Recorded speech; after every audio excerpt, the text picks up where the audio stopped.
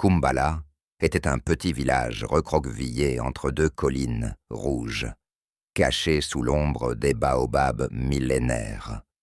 Le vent y murmurait des secrets anciens, et chaque crépuscule baignait les cases en banco d'une lumière dorée, presque sacrée.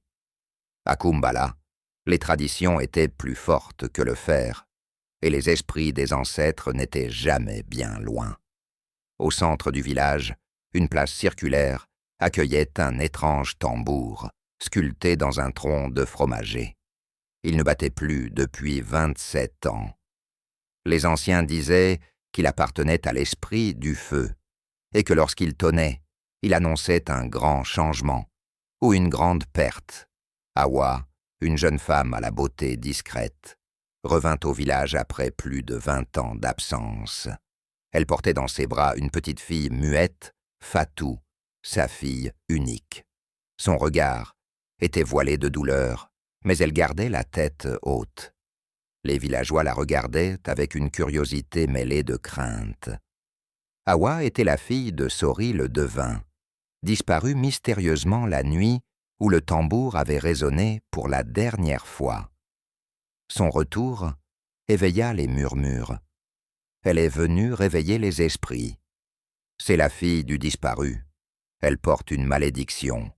Awa, pourtant, cherchait seulement la paix et la vérité.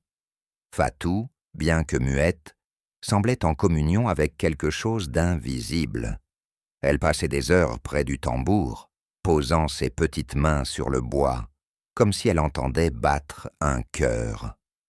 Une nuit, elle se mit à dessiner dans la terre des symboles anciens, les mêmes que Sori utilisait pour lire l'avenir. Le vieux marabout, Baka, les reconnut. Il comprit que l'esprit de Sori essayait de parler à travers l'enfant. Cette nuit-là, le tambour vibra faiblement, sans qu'aucune main ne le frappe. Le vent tourna. Les animaux se turent. Un message approchait. Awa, troublée par les rêves étranges de sa fille, alla consulter la doyenne du village, Mbalia, aveugle, mais dotée d'une sagesse redoutée. La vieille Oxtem lui prit la main et murmura « Ton père n'est pas mort, Awa. Il a été condamné par le Conseil des Anciens pour avoir révélé une vérité interdite, le tambour. C'est son tombeau. » Awa sentit son cœur se briser. Elle se souvint des nuits où son père lui murmurait que la vérité était parfois un crime dans un monde gouverné par la peur. Une nuit de pleine lune, Fatou se leva, possédée par une énergie invisible.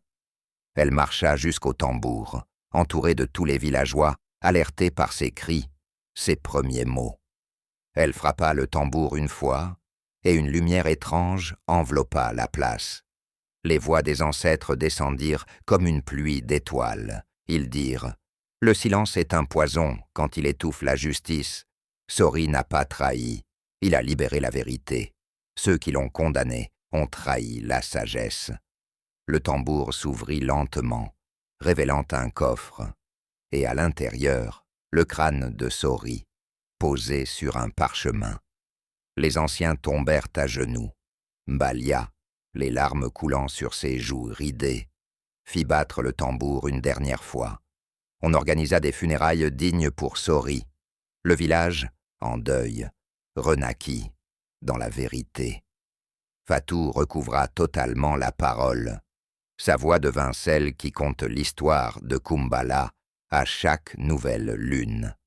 Awa, elle, reprit le rôle de devineresse laissé par son père, non pas pour lire l'avenir, mais pour transmettre la mémoire. Le silence peut préserver la paix, mais il ne guérit pas les blessures de la vérité enterrée.